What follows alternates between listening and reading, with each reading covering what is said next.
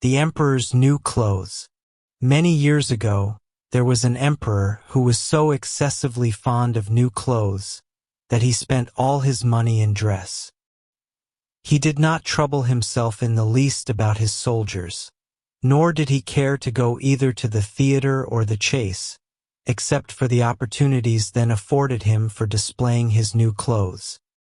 He had a different suit for each hour of the day, and as of any other king or emperor one is accustomed to say, "He is sitting in council," it was always said of him, "The emperor is sitting in his wardrobe." Time passed merrily in the large town which was his capital. Strangers arrived every day at the court. One day 2 rogues, calling themselves weavers, made their appearance. They gave out that they knew how to weave stuffs of the most beautiful colors and elaborate patterns, the clothes manufactured from which should have the wonderful property of remaining invisible to everyone who was unfit for the office he held, or who was extraordinarily simple in character. These must indeed be splendid clothes, thought the emperor. Had I such a suit, I might at once find out what men in my realms are unfit for their office, and also be able to distinguish the wise from the foolish. This stuff must be woven for me immediately. And he caused large sums of money to be given to both the weavers in order that they might begin their work directly.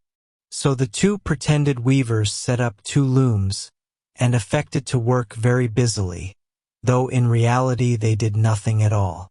They asked for the most delicate silk and the purest gold thread, put both into their own knapsacks, and then continued their pretended work at the empty looms until late at night.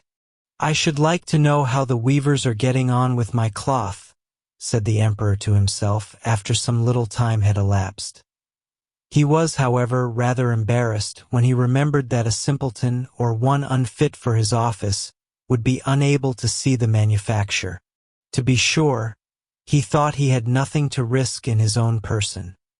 But yet, he would prefer sending somebody else to bring him intelligence about the weavers and their work before he troubled himself in the affair. All the people throughout the city had heard of the wonderful property the cloth was to possess, and all were anxious to learn how wise, or how ignorant, their neighbors might prove to be. "I will send my faithful old minister to the weavers," said the emperor at last, after some deliberation. "He will be best able to see how the cloth looks, for he is a man of sense, and no one can be more suitable for his office than he is." So the faithful old minister went into the hall, where the knaves were working with all their might at their empty looms. "What can be the meaning of this?" thought the old man, opening his eyes very wide. "I cannot discover the least bit of thread on the looms." However, he did not express his thoughts aloud.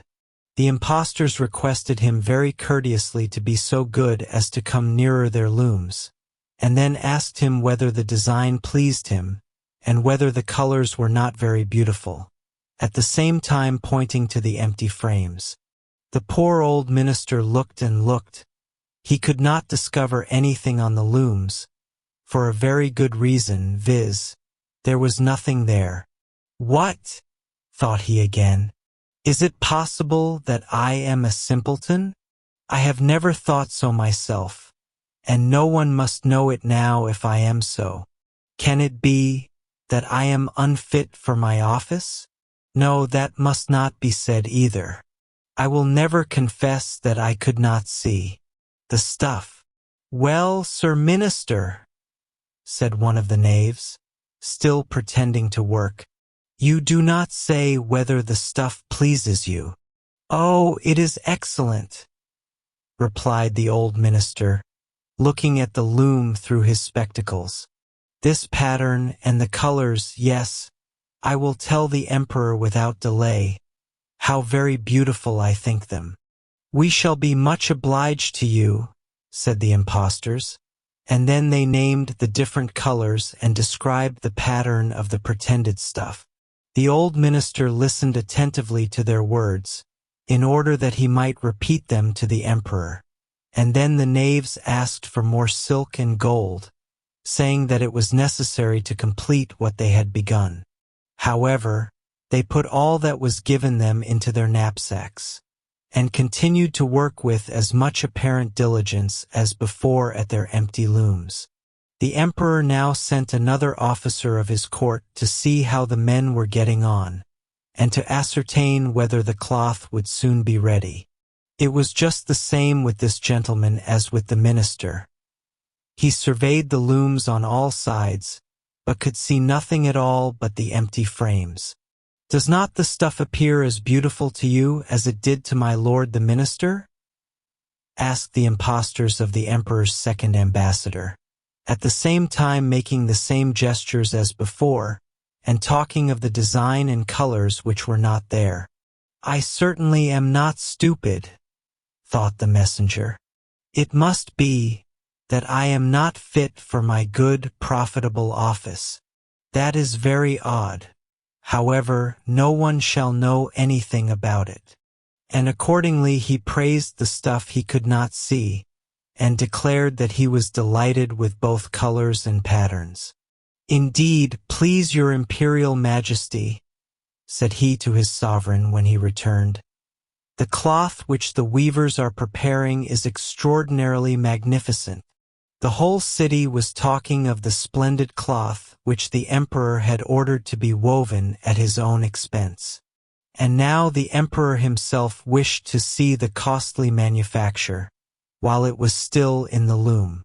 Accompanied by a select number of officers of the court, among whom were the two honest men who had already admired the cloth, he went to the crafty impostors, who, as soon as they were aware of the emperor's approach, went on working more diligently than ever, although they still did not pass a single thread through the looms.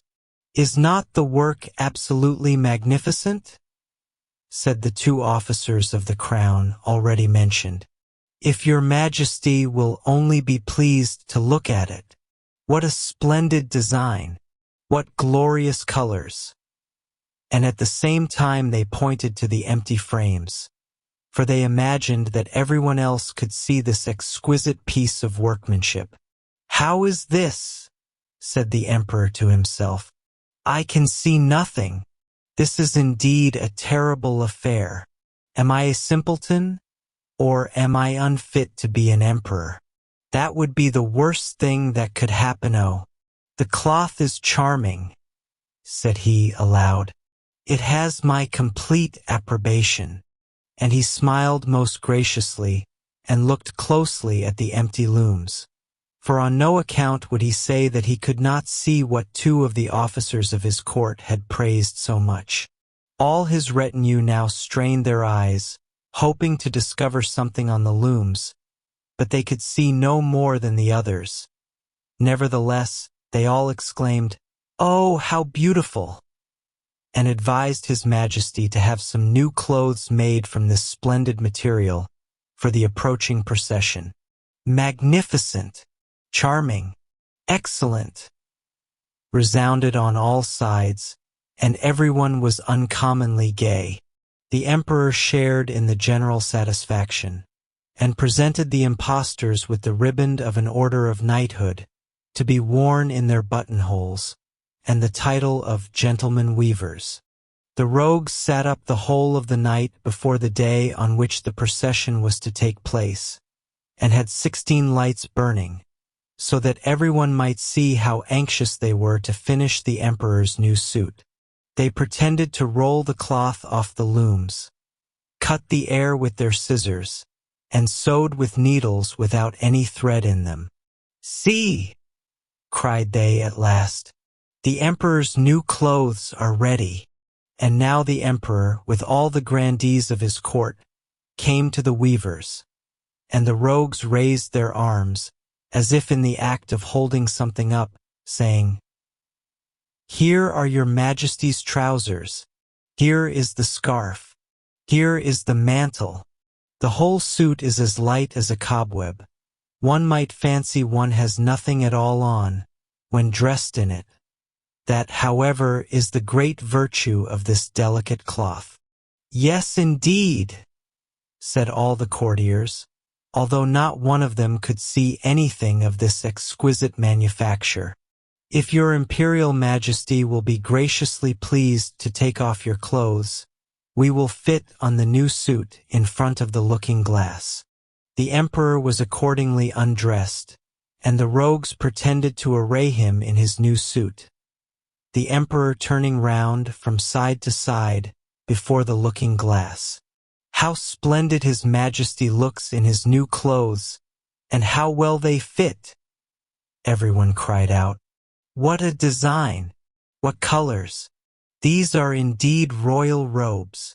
The canopy which is to be borne over your majesty in the procession is waiting, announced the chief master of the ceremonies. I am quite ready, answered the emperor. Do my new clothes fit well? Asked he, turning himself round again before the looking-glass, in order that he might appear to be examining his handsome suit. The lords of the bedchamber, who were to carry his majesty's train, felt about on the ground, as if they were lifting up the ends of the mantle, and pretended to be carrying something, for they would by no means betray anything like simplicity or unfitness for their office. So now the emperor walked under his high canopy in the midst of the procession, through the streets of his capital. And all the people standing by, and those at the windows, cried out, "Oh, how beautiful are our emperor's new clothes! What a magnificent train there is to the mantle, and how gracefully the scarf hangs!" In short, no one would allow that he could not see these much-admired clothes, because in doing so he would have declared himself either a simpleton or unfit for his office. Certainly, none of the emperor's various suits had ever made so great an impression as these invisible ones. But the emperor has nothing at all on, said a little child. Listen to the voice of innocence, exclaimed his father, and what the child had said was whispered from one to another. But he has nothing at all on, at last cried out all the people. The emperor was vexed, for he knew that the people were right, but he thought the procession must go on now, and the lords of the bedchamber took greater pains than ever to appear holding up a train, although, in reality, there was no train to hold.